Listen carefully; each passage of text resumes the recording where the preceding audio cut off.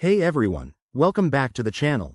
Today, we're tackling something super convenient for all you PlayStation gamers out there. How to add Apple Pay to your console in 2025. With digital payments becoming the norm, this step-by-step guide will have you set up in no time, making your gaming purchases smoother than ever.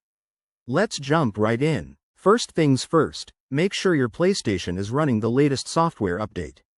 This is crucial because Apple Pay integration is a new feature in 2025. Head to your Settings menu, select System, and then choose System Software Update. If there's an update available, download and install it. Trust me, it's worth the few minutes.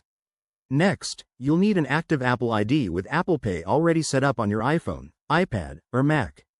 If you haven't done this yet, open the Wallet app on your Apple device, add your cards, and verify everything. Once that's sorted, fire up your PlayStation and go to the PlayStation Store. Look for the account or payment settings. It's usually under your profile icon. In the Payment Methods section, select Add Payment Method. You'll see Apple Pay as an option. Go ahead and choose it.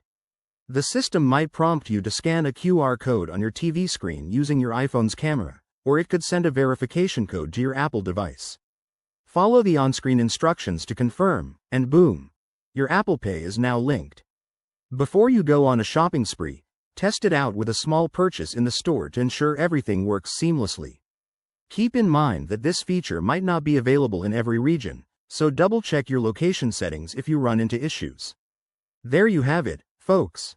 Adding Apple Pay to your PlayStation is quick and easy, enhancing your gaming experience. If you found this tutorial helpful, hit that like button, subscribe for more tech tips, and drop a comment below if you have any questions. Thanks for watching, and I'll see you in the next video.